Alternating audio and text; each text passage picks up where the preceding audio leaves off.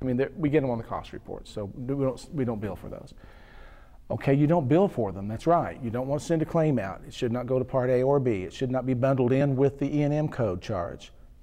No, but you should charge for the injections, and then immediately, prior to claims generation in your system, manually adjust them off. And we've talked about in previous slides, in previous basic DVD, about how to set up adjustment accounts in your system.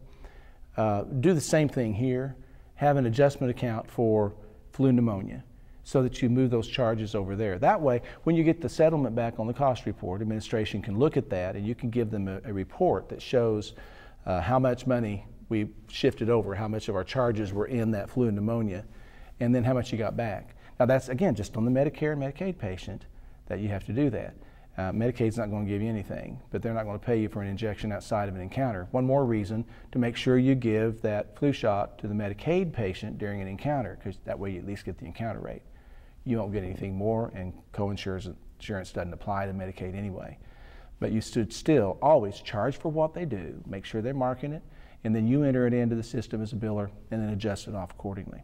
The cost report captures all of these charges, and you will, as a biller, be required to submit a log of all Medicare patients that receive these injections. That includes their name, their Medicare number, and their date of service. Keep in mind, this is an item that is on the CD for you. There's a Medicare log sample there that you can look at. You'll also be required to provide the total number of injections that you gave to all patient types, not just Medicare. So see, for the cost report people, they're going to need to, if they're not asking this, then they may not be claiming this, okay? So this is something to know as a biller. They're going to ask you for the total number of flu and the total number of pneumonia. Keep those separate. And with the H1N1 and any other new flu that comes along that they're providing injections for, you're going to have a separate log for that one, because sometimes you get that product free. On H1N1, that was provided by the government at no charge. But you still had administrative costs that you have to get reimbursed for, okay? So you're going to have a log, name, information is on the log sheet that's in your CD for Medicare patients. But for all your patients, you just need to have a total number by category: flu, pneumonia, other flu, okay? Because they're going to want to know the total number, and then whatever the cost was per injection, that will be refunded to you on the settlement, reimbursed to you on the settlement of the cost report for those Medicare patients that are on the log, okay? So it's important that you keep track of that and have a method in your system. You may have some other method of doing that in your software, that's fine.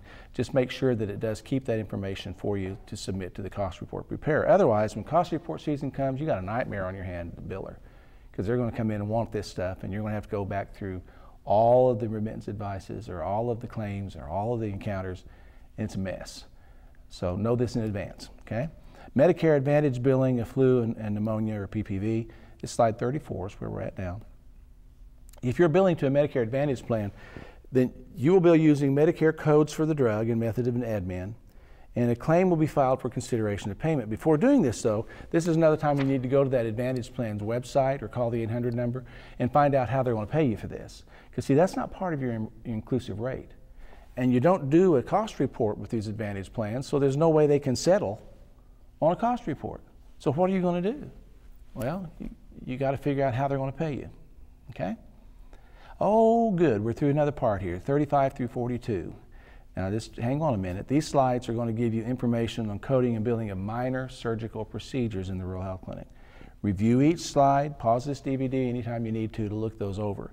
Once again, I'm not going to read all these codes and all these determining factors. I want you to have time just to do it. You read it yourself. In general, typically, the rural health clinic is not involved in very many minor surgical procedures. Most of the time, this is what we call lumps and bumps.